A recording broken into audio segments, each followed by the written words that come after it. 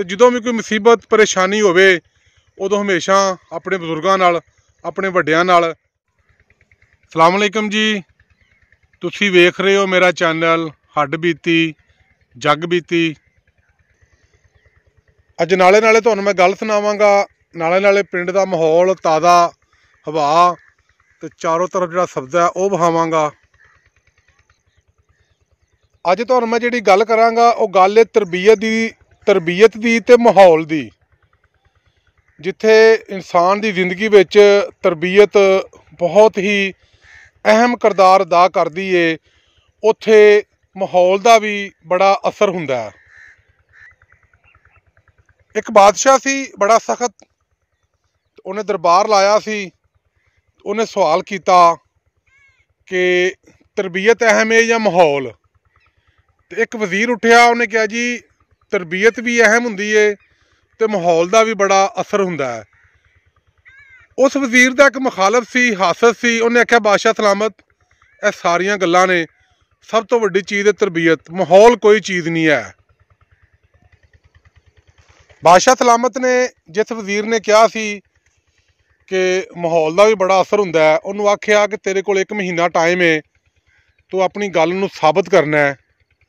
तो दूसरे ने भी आख्या कि तेरे को भी 1 महीने का टाइम है, तू भी अपनी गल नूं साबित करना है।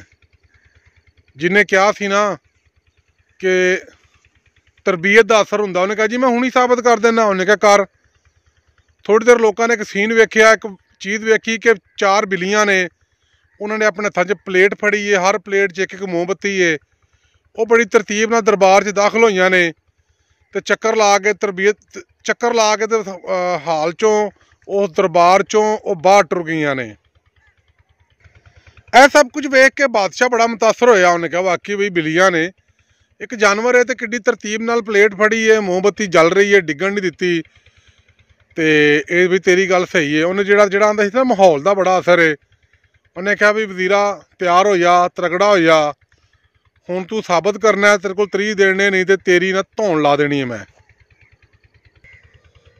वो वजीर बड़ा परेशान होया। वो जो अपने घर गया तो उन्हें सारी गलबात जिहड़ी है अपने बजुर्गों नाल कीती। उन्होंने बजुर्गों नूं मशवरा दिता कि तू परेशान नहीं होना, जिद्दण तेरा टाइम आएगा ना इंशाअल्लाह असीं कोई ना कोई हल कढ लांगे, तू परेशान नहीं होना। जो टाइम आ गया, दरबार लगा, तो उन्होंने बजुर्गों नूं मशवरा दिता। वजीर गया जनाब, उन्हें कहा जी इन्हें तरबीयत की है बिल्लियां दोबारा लियाओ, मैं साबित करांगा कि तरबीयत दे नाल नाल माहौल का भी बड़ा असर हुंदा है।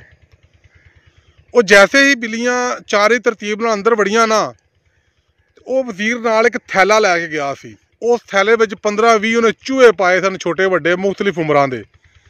जैसे ही बिल्लियां अंदर वड़ियां ने, बड़ी तरतीब नाल प्लेटां फड़ियां, उन्हें थैला उल्ट दिता, ठीक है, तो नाल ही चूहे बाहर निकले।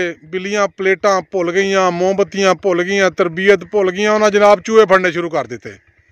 सारा दरबार हक्का बक्का हो गया। यह सारा कुछ वेख के बादशाह ने कहा वाकई यार तरबीयत के नाल नाल माहौल का भी बड़ा असर हुंदा है। बादशाह ने पूछा भी ये तू कित्थों ये सारा कुछ सीखिया। उन्हें कहा जी मैं गया तो मैं अपने बजुर्गों का मशवरा लिया, उन्होंने मैंने कहा तू चूहे लै जी, जो बिल्लियां आउणगियां चूहे छड्ड दें।